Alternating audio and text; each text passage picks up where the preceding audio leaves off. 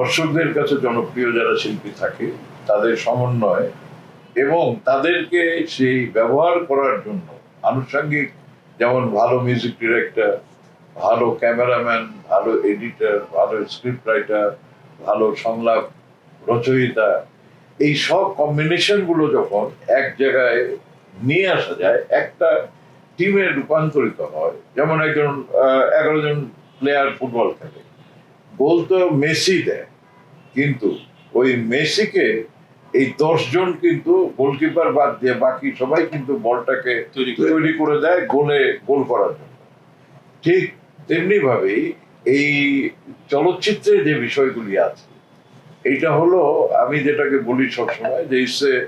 Hub of all the cultural events. মানে এখানে যে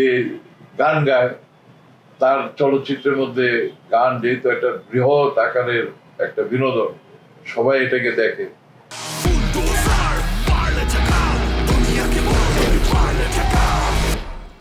তো গানের জন্য তার আকাঙ্ক্ষা থাকে আমি সিনেমার গান গাইব, মিউজিক ডিরেক্টরের আকাঙ্ক্ষা থাকে আমি একটা চলচ্চিত্রের মিউজিক ডিরেক্টর হব, একজন মঞ্চের অভিনেতা কিংবা টেলিভিশনের অভিনেতার আকাঙ্ক্ষা থাকে যে আমি একদিন সিনেমার আমি নায়ক হব, নায়িকা হব কিংবা বড় অভিনেতা হব। ঠিক স্ক্রিপ্ট রাইটাররাও সেরকম ভাবে চিন্তা করে যে আমি এমন একটা কাহিনী লিখবো যে কাহিনীটা দর্শকদের কাছে গ্রহণযোগ্যতা পাবে, সংলাপ সেরকম ধারালো সংলাপ হবে যেন হলের মধ্যে ছাড়া আমি নর্মাল ওই সংলাপ বাইরে কোথাও শোনা যায় না সচরাচর, সেটা শুধুমাত্র হলে পয়সা দিয়ে টিকিট করে গিয়েই ওই সংলাপটা আমি শুনে আসি। এইভাবে যদি চিন্তা ভাবনা করা যায় তাহলে একটি সফল চলচ্চিত্র তৈরি হতে পারে। আর চলচ্চিত্রের দুটি দিক আছে, একটি দিক হচ্ছে ডিরেক্টরের পয়েন্ট অফ ভিউ থেকে একটা চলচ্চিত্র নির্মিত হতে পারে, আর একটা হলো যারা দর্শক থাকে, যারা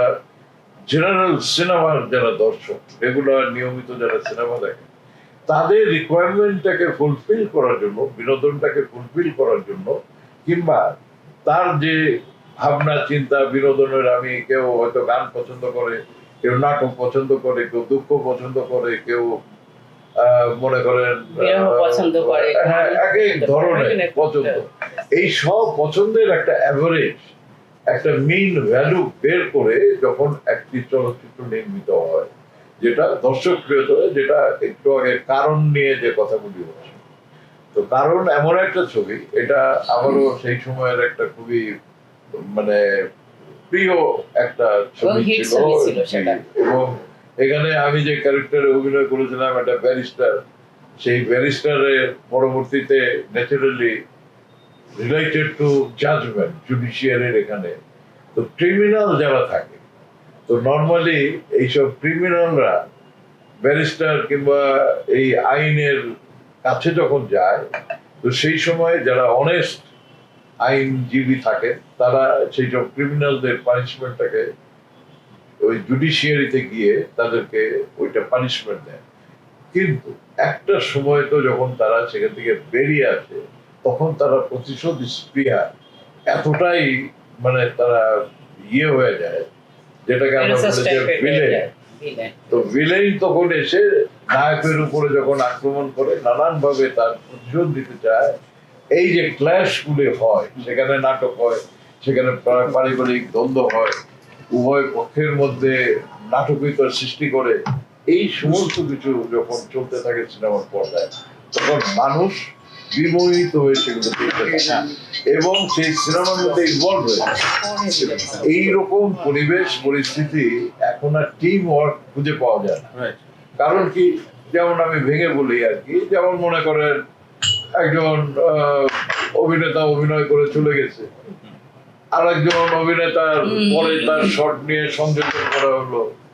একটা মিউজিশিয়ান সে মিউজিক বাজিয়ে চলে গেছে, আর একটা ট্র্যাকের মধ্যে আর একজন এসে গান গেয়ে গেছে, আর একটার মধ্যে মিউজিক, মানে কারোর সঙ্গে টিম ওয়ার্ক নাই, কারোর সঙ্গে কারোর দেখা যায়।